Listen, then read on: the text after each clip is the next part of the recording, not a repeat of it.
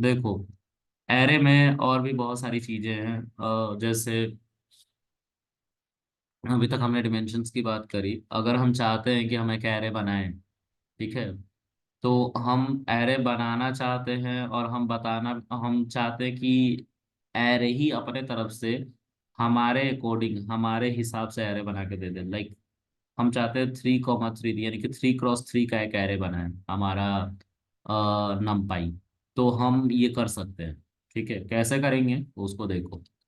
तो I'm just going to mention my requirement. I want to creating an array of dimension or of shape 3x3. Okay, 3x3. सो दी सी यहाँ पे क्या है कि यहाँ पे दो बातें ऑलरेडी हैं। यहाँ से भी पता चलता है कि हमारा एरे कितने डायमेंशन का होगा। ठीक है, तो अगर मैं इसको देख मतलब ये 3x3 का मतलब है कि यहाँ पे एक रो है और दूसरा कॉलम है, मतलब जाहिर सी बात है ये 2 डायमेंशन एरे होगा। ठीक है, तो ये 2 डायमेंशन एरे के बारे में हम बात करेंगे, talking about 2 dimension array right now.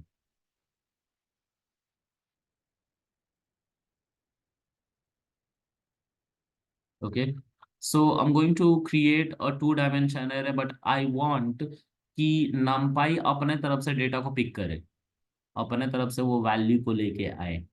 तो वो कैसे करेगा, विल सी। ओके, तो उससे पहले मैं तुम लोगों को, चलो मैं पहले उसको दिखा देता हूँ। तो पहले इस चीज को दो पार्ट में ब्रेक डाउन करो। हम चाहते हैं कि 3x3 का हमारा एक एरे बन जाए, एक मैट्रिक्स बन जाए। ठीक है, तो वो कैसा दिखेगा, वो ऐसा दिखेगा 3x3 का एरे। यानी कि 3 रोज होंगी और उसी तरह से 3 कॉलम्स होंगी। ठीक है, और उसको बाहर से एक और ब्रैकेट से इनक्लोज कर लिया जाएगा। ठीक है, तो इसको कहते हैं 3x3 काइंड ऑफ एरे। अब मैं चाहता हूं जो इसके अंदर नंबर मेंशन्ड है ना, ये एरे अपने तरफ से लेके आए, नंपाई जो है अपने तरफ से लेके आए, तो उसके लिए मुझे बताना पड़ेगा। तो पहले तो मुझे 3x3 का एरे बनाने के लिए आई नीड एटलीस्ट 9 वैल्यूज। हमें 9 वैल्यू तो चाहिए ही चाहिए होंगे, तभी 3x3 का एरे बनेगा। क्योंकि देखो, हर रो में 3 3 एलिमेंट्स हैं। उस हिसाब से 3 रो में कितने हुए, तो 9 हुए। तो 9 एलिमेंट्स तो हमें चाहिए ही होंगे। तो first of all, I am going to break down this concept into two half. First one is we will create a array which contain at least 9 element, and using those 9 element I'm going to convert, I will again go and convert those number into 2D array whose dimension or shape is 3x3. Okay, so let's see। मैं एक array बनाता हूँ, let's say D में लिखता हूँ, और NP के अंदर यानी कि numpy के अंदर ये कॉन्सेप्ट दिया गया है जिसको हम कहते हैं रैंड इंट। ठीक है, तो देखो, जो हमने पाइथन में रैंडम पढ़ा था ना, वही चीज हमारा numpy के अंदर भी दिया गया है, लेकिन ये थोड़ा एडवांस है। तो हम इसके अंदर रैंडेंट के बारे में बात किए थे। ओटीपी जनरेट जो होती है, एक हम 11 टर्म में बना लेते हैं कि ओटीपी जनरेट होती रहेगी दिखाने के लिए, वो इसी से कर सकते हैं। तो रैंडम के अंदर रैंडेंट होता है, you have to mention 2 end point. The first one, let's say I am going to mention 1000, और second end point I am going to mention 4 time 9। इसके बीच में और इन दोनों एंड पॉइंट को इंक्लूड करते हुए हमारा एक ओटीपी नंबर जनरेट होता रहता है बार बार, अलग अलग। ठीक है, लेकिन यहाँ पे हम अलाउड नहीं है कि हम जितनी मर्जी उतने वैल्यू को जनरेट कर पाए एक बार में रैंडमली। अगर ये करना है तो हमें इसको इसको लूप के अंदर रख के चलाना पड़ेगा। तो मैंने लूप के अंदर रख के भी चलाया था। For I in, sorry, my bad. हाँ, for I in range, let से मुझे 10 वैल्यूज चाहिए, तो मैं इनको 10 बार प्रिंट कराऊंगा तो मुझे आंसर मिल जाएगा। सी, 10 बार हमें 10 डिफरेंट डिफरेंट नंबर मिले जो रैंडमली पिक हो रहे थे, 1000 से लेके 4 टाइम 9 के बीच में, और उन दोनों एंड पॉइंट को इंक्लूड करते हुए। ठीक है, लेकिन जो नंपाई का अ, अ, अ, ये जो रेंज है उसको कैसे करेंगे वो देखो। एनपी डॉट रैंडम, देखो इसके अंदर भी रैंडम है नंपाई के अंदर। अब इसके अंदर भी रैंडेंट है, रैंडेंट इसके अंदर भी है, ठीक है। और इसके अंदर भी तुम मेंशन कर सकते हो the same value, same value 4 time 9, ठीक है। अब यहाँ पे देखो, डॉक्यूमेंटेशन को जब तुम देखोगे तो लो वैल्यू बताओ, हाई वैल्यू बताओ, ठीक है। और तुम साइज भी बताओ, डेटा टाइप भी तुम बताना चाहते हो तो बताओ, ठीक है। साइज का मतलब कि कितना एलिमेंट्स तुम्हें चाहिए, ठीक है। डेटा टाइप का मतलब कि किस तरह का एलिमेंट चाहिए, इंटीजर चाहिए, फ्लोट चाहिए, क्योंकि इन नंबर के बीच में से फ्लोट वैल्यूज भी आ सकती हैं, ठीक है। तो वो डिपेंड करेगा तुम्हें। डी टाइप के अंदर जैसे यहाँ पे इंट लिखा हुआ है ना, तो ये पाइथन का इंट उठा लेगा, ठीक है। तो तुम एनपी के अंदर अगर तुम बेस 16, बेस 32, बेस 64 इन सब में उठाना चाहते हो, you can do this, okay. So let's do one thing, run this. You are getting first value, मतलब you are not bound to mention the shape. अगर तुम शेप नहीं मेंशन करोगे तो it will simply throw one value, एक ही value हमें throw करेगा, ठीक है। लेकिन अगर तुम शेप कह रहे हो, साइज अगर तुम बता देते हो, माय बैड, शेप को, साइज को मैंने शेप बोल दिया है, वो साइज है। साइज को अगर मैं लिख देता हूँ जैसे 10, तो ये 10 वैल्यू जनरेट करके देगा। यहाँ पे ऐसा कुछ नहीं था, ठीक है। देखो ए और बी, यहाँ पे साइज वाइज का कुछ कॉन्सेप्ट नहीं दिया गया, इंट फ्लोट कोई कॉन्सेप्ट नहीं दिया गया है।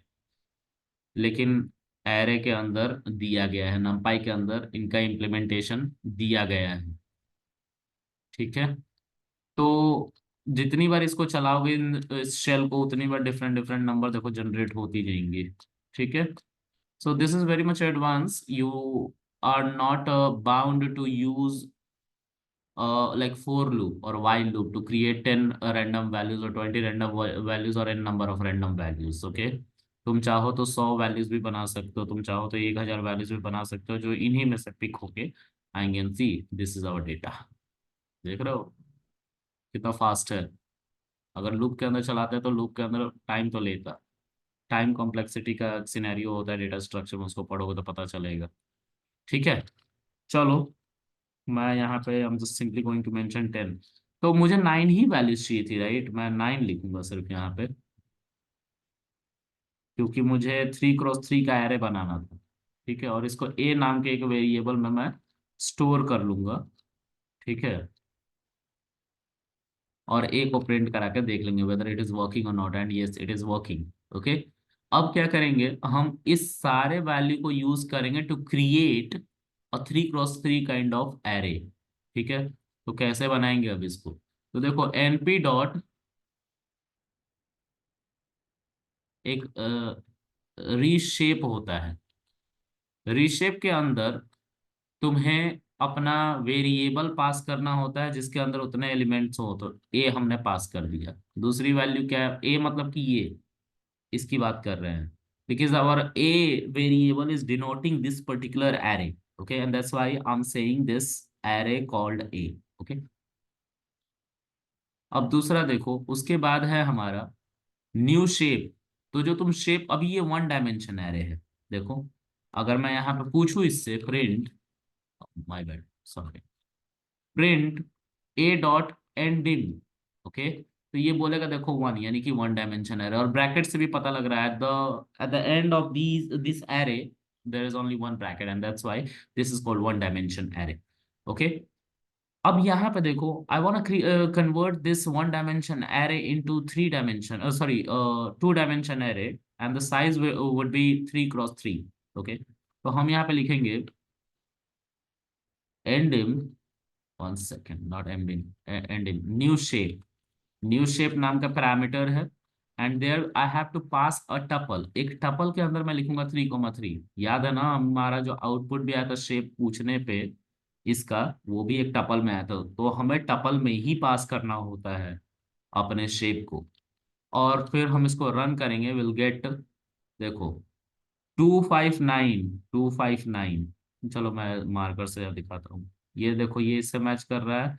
ये तीन जो वैल्यूज थी ये पहले रो में आ गई, ये बाकी जो थी ये दूसरे रो में आ गई एज इट इज उठ के, और ये जो तीन बच गई ये लास्ट में आ गई, देखो, तो ये कौन सा कन्वेंशन यूज किया है हमारे रीशेप ने, कोई बताएगा? एनीबॉडी? सर कन्वेंशन क्या होता है सर? क्या? सर कन्वेंशन क्या होता है?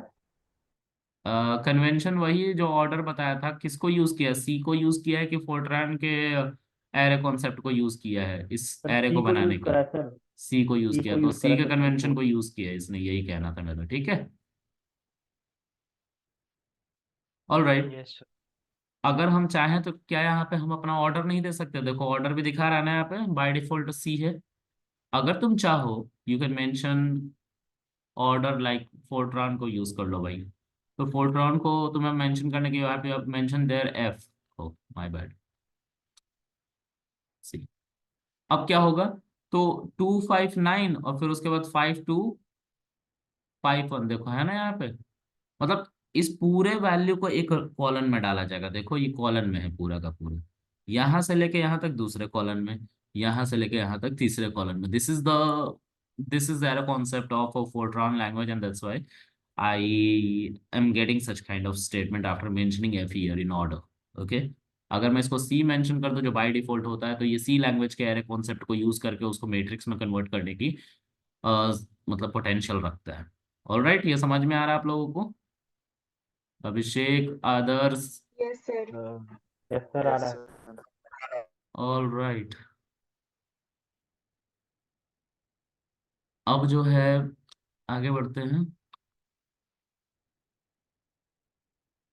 अब कुछ और भी चीजें देखो, मैंने जो क्वेश्चन तुम लोग से पूछा था उस क्वेश्चन पर फिर से आता है। मैंने बोला था कि नंपाई के अंदर खुद ही नंबर को जनरेट करने का कॉन्सेप्ट दिया गया है, और हम उसी नंबर को इस्तेमाल करके अपने अकॉर्डिंग अपना एरे बनवा सकते हैं।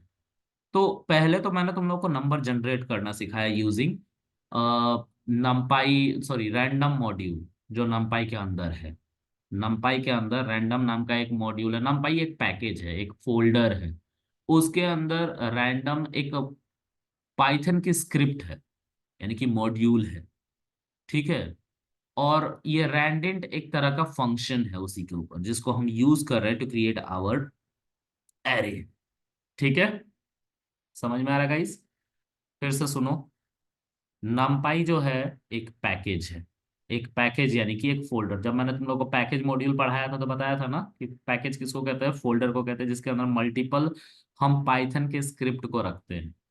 और उन पाइथन के स्क्रिप्ट को अगर हम किसी और स्क्रिप्ट पे, मैंने तुम लोग को ये बताया था, सुनो, स्क्रिप्ट और मॉड्यूल में क्या डिफरेंस है। अगर पाइथन की बात करें तो पाइथन में फर्स्ट डॉट पी वाई, मान लो एक पाइथन की फाइल है, और ये है सेकेंड डॉट पी वाई, ठीक है। जस्ट वन सेकेंड गाइस, मुझे लग रहा है मेरा पीसी डिस्चार्ज में डालता हूँ। तो मैं कह रहा था कि फर्स्ट डॉट पी वाई मान लो मेरी एक पाइथन फाइल है, और सेकेंड डॉट पी वाई भी मेरी पाइथन फाइल है, ठीक है। ये दोनों मेरी पाइथन की फाइल है। अब मैंने इसके ऊपर कुछ फंक्शंस लिखे, चार फंक्शंस मैंने आप लोग को बताया था, चार सब्ट्रैक्शन, एडिशन, डिवीजन, मल्टीप्लिकेशन नाम के चार फंक्शंस लिखे थे। और उन फंक्शन को मैं यहाँ यूज करना चाहता हूँ, बट मैं यहाँ पे वो कोडिंग नहीं करना चाहता। तो मैं इसके कोड को यहाँ पे इंपोर्ट कर लूंगा। उस केस में इन दोनों दोनों को पाइथन फाइल हम कह रहे हैं, इसको हम स्क्रिप्ट कहने लगते हैं जैसे ही हम इंपोर्ट करते हैं, और इसको हम कहने लगते हैं मॉड्यूल, और इसको क्या कहेंगे, स्क्रिप्ट कहेंगे, ठीक है। तो अब क्योंकि हमारा numpy एक पैकेज है, पैकेज क्या करता है, मॉड्यूल्स को अपने अंदर रखता है। तो ऐसी एक मॉड्यूल को अगर मैं एक फोल्डर के अंदर डाल दूं और इसका नाम एबीसी दे दूं, तो एबीसी एक पैकेज है क्योंकि एक फोल्डर है, मल्टीपल मॉड्यूल को अपने अंदर रखता है, ठीक है। और उसके अंदर ये जो मॉड्यूल है मान लो, इसी का नाम दिया गया है रैंडम, इसी का नाम दिया गया है रैंडम डॉट पी वाई, ठीक है। ये एक मॉड्यूल है, ठीक है। अब इस मॉड्यूल के अंदर ये जो रैंडेंट है, ये एक फंक्शन बना के दिया गया है जिसको डेफ से लिखते हैं, डेफ रैंडेंट। ऑलराइट, ये हमारा एक फंक्शन होगा जो डेफ से लिखा जाता है, उसी फंक्शन को मैं कॉल कर रहा हूँ। समझ में आ रही बात? Yes sir. Yes sir. अगर बात समझ में आ रही है तो मुझे थोड़ा सा बताओ कि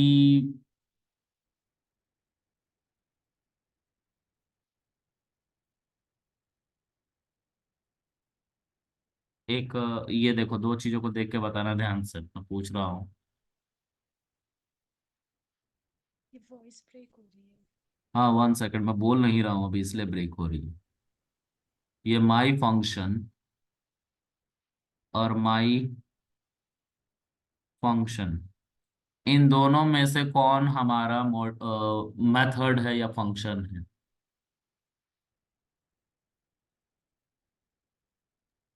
एक है कैपिटल माई फंक्शन, दूसरा है स्मॉल माई फंक्शन। कौन सा इसमें से हमारा फंक्शन है दोनों में से? छोटे, जो स्मॉल कैप्स में है। स्मॉल कैप्स में है? स्मॉल कैप्स में है ही नहीं, सब स्मॉल स्मॉल में है। हाँ, small all in letter all में। दिस इज माई फंक्शन, क्योंकि जो नेमिंग कन्वेंशन दिया गया था सी से ही, सी से ही, जहाँ से मतलब सी लैंग्वेज पॉपुलर है, सी लैंग्वेज से ही फंक्शन को हमेशा स्मॉल लेटर से लिखा जाता है। और मतलब कैमल केस का यूज किया जाता है। ठीक है, सारे लेटर स्मॉल होते हैं, या इनिशियल लेटर, शुरुआती लेटर स्मॉल होता है, उसके बाद का कैपिटल होने लग जाता है, तो इसका यूज किया गया है। लेकिन जिसका इनिशियल लेटर भी कैपिटल हो वो क्लास की तरह यूज किया जाता है, ना कि फंक्शन की तरह। ये कन्वेंशन है, ऐसा कोई हार्ड एंड फास्ट रूल नहीं है। कि इंटरव्यू में एक बच्चे से पूछा गया था तो उसने मुझसे पूछा था, और वहां पर क्वेश्चन ये था कि टेंसर फ्लो में होता है एक कांस्टेंट और दूसरा होता है वेरिएबल। कांस्टेंट और वेरिएबल, ठीक है। तो इन दोनों में कौन सा मेथड है और कौन सा फंक्शन है, सॉरी क्लास है, ये पूछा गया था। मतलब ऐसे पूछ दिया गया था। तो इतना हाई प्रोफाइल एआई का काम करने वाला बंदा से ऐसा बहुत बचकाना सवाल पूछा था, तो उसने भी एक्सपेक्ट नहीं किया था। इतना कौन ध्यान देता है, उसने भी गलत जवाब दिया। तो जो वेरिएबल होता है, वेरिएबल का ये भी स्मॉल है, कांस्टेंट का ये सी कैपिटल है। ठीक है, ये एक क्लास है और ये हमारा एक फंक्शन है, यानी कि मेथड है। ठीक है, ये वी स्मॉल है, ठीक है, कैपिटल नहीं। ठीक है, इन दोनों से हम टेंसर फ्लो में एरे बनाते हैं। Tensor flow again a tool of AI, ठीक है, उसका टूल है। चलो, ये समझ में आ रही है बातें? ये जो मैंने इतनी सारी कथा लिख दी ना ऐसा डॉट डॉट डॉट डॉट लगा के, तो तुम कंफ्यूज ना हो इसलिए बताना पड़ा ये, कि numpy एक पैकेज यानी कि एक फोल्डर है, रैंडम एक पाइथन की फाइल है, उसके ऊपर लिखा हुआ है रैंडेंट नाम की फंक्शन, जिसको हम कॉल करने के लिए इस पूरे पाथ को हमें देना पड़ रहा है। ठीक है, और ये क्या करता है, हमें 9 एलिमेंट डिफरेंट डिफरेंट इन दोनों एंड पॉइंट के को यूज करके और इनके बीच की वैल्यू को जनरेट कर करके दे रहा है, देखो। ठीक है, और उसके बाद हमने 9 एलिमेंट जनरेट कर लिए, क्योंकि हमें जो शेप चाहिए था वो 3x3 का चाहिए था। तो 3x3 के लिए हमें 9 एलिमेंट्स चाहिए होते हैं। देखो, अगर इनको मल्टीप्लाई कर दोगे तो तुम्हें पता चल जाएगा कि कितने एलिमेंट चाहिए। नहीं तो तुम वैसे भी देख सकते हो, 3 रो है, पहला वाला 3 का मतलब 3 रो, और 3 कॉलन यानी कि 3 कॉलन होने चाहिए। 3 रो एंड 3 कॉलन होने चाहिए। तो अगर इन तुम सबको जोड़ोगे ना, जैसे 1 2 3 4 5 6 7 8 9, तो 9 एलिमेंट चाहिए थे। और इन दोनों को मल्टीप्लाई कर दोगे तो भी पता चल जाएगा कि 9 एलिमेंट चाहिए थे। तो आसान कौन सा है, मल्टीप्लाई कर देना। इसलिए मैंने बोला कि इसको मल्टीप्लाई कर लोगे अगर हम तो भी पता चलेगा कितने एलिमेंट चाहिए। हाँ पूछो, कोई कुछ पूछ रहा था। अगर हम यहाँ पे 4 4 कर देते हैं, 4 into 4, तो 16 तो एलिमेंट ये चाहिए होते हैं, 16 एलिमेंट, क्योंकि 4 रोज हो जाते, 4 कॉलन हो जाते। इवन 4x2 भी कर देते तुम, तो 4 रोज एंड 2 कॉलम्स, यानी कि 4 दूनी 8, 8 एलिमेंट्स होते हैं। 8 एलिमेंट्स की रिक्वायरमेंट होती। जो पहला 3 है, मतलब या 4 होगा जो भी हम दिस इज लगाएंगे वो। This is our row and this is our column. Okay. Alright, ये मैंने कल भी लिखा है। अगर तुम लोगों ने वीडियोस देखी, वीडियोस प्लीज देखा करो एक बार में, ना तो तुम लोग विवेकानंद और ना मैं गुरु द्रोण हूँ, ठीक है। तो एक बार में कुछ भी नहीं समझ में आएगा, वीडियोस को देखो, तो समझ में आएगा। ठीक है। देखो मैंने कल लिखा था रो और कॉलन। कल नहीं, शायद आज ही लिखा था आपने। नहीं, कल भी लिखा था, मुझे याद है, कहीं ना कहीं तो लिखा है मैंने। या तो सर मैंने उसमें ऐसे लिखा था आपने, ये ही ड्राइंग में स्क्रिप्ट लिखा था में सर। लिख दिया था ड्राइंग बनाते समय, या तो ऐसा कहीं नोट्स हाँ, पे लिखा ड्राइंग हो। बनाते समय लिखा था आपने। आज तो देखा था मैंने एक बार। हाँ, कल भी लिखा है मैंने इसको, तो एक बार देख लेना। ठीक है। वीडियोस जरूर देखा करो। ठीक है। एक बार में नहीं समझ में आएगा। ठीक है। चलो, तो मैं इन सभी चीज़ों को इरेज करता हूँ और आगे बढ़ते हैं। मैं कुछ और भी एरेस बना के दिखाता हूँ। और अब तुम लोग को एक चीज दिखाता हूँ मैं, देखो। ये जो रीशेप है, रीशेप जो है वो कहता है कि भाई मुझे एक एरे पास करो जिसके अंदर उतने एलिमेंट होने चाहिए जितने एलिमेंट का तुम एरे बनाना चाहते हो। मतलब 3 × 3, तो उतने एलिमेंट यानी कि 9 एलिमेंट होने चाहिए। तो क्या हम इसको उठा के एज इट इज इसे एक ही जगह पर नहीं रख सकते हैं? बताओ, क्या ये काम करेगा? रख सकते हैं सर। बिल्कुल करेगा यार, प्रोग्रामिंग सब्स्टिट्यूशन बेस पे ही काम करता है, इसलिए तो कोड छोटे होने लग जाते हैं बड़े से। यहाँ देखो, काम कर रहा है। अब देखो, अब तुम इससे मत मैच कराने लगना कि सर यहाँ पे तो एलिमेंट कुछ और थे, यहाँ पे कुछ और है। भाई ये तुमने कोड चलाया तो फिर से 9 एलिमेंट डिफरेंट जनरेट हुए हैं, इसलिए इन दोनों को मैच मत करने लग जाना कि सर यहाँ पे 2597 है, यहाँ पे 104749 क्यों आ रहा है। तो मैं बताना चाहूंगा कि ये रैंडमली 9 वैल्यू को पिक कर रहा है। ठीक है, समझ में आ गया? Yes sir. नाउ मैं चाहता हूँ मैं चाहता हूँ कि कुछ और एरेज बना लिए जाए। मैं चाहता हूं कि 4 × 2 का एरे बनाऊं, यानी कि 4 रोज एंड 2 कॉलम्स। तो इस केस में मुझे कितने एलिमेंट्स चाहिए होंगे? 8। 8। तो I will simply put here word 8। ठीक है, and see we are getting 4 rows, first row, second row, third row and fourth row, and 2 columns 1 and 2। मिल रहा है ना? And we are using Fortran sequence, so if you want change it you can change it up to using C. ठीक है। इस C को अगर आप लिखते हो, one second, I am not getting it.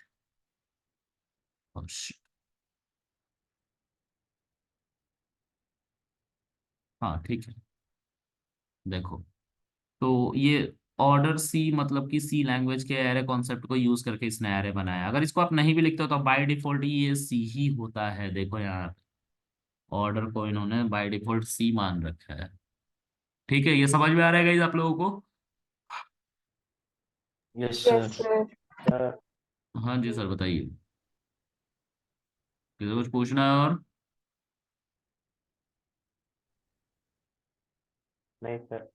चलो, तो आज के लिए इतना ही रखते हैं गाइस। मैं कल अपने फ्लैट पे जाऊंगा, तो कल फिर से वहीं से पढ़ाऊंगा। ठीक है, तो आज के लिए इतना रखते हैं। ठीक है।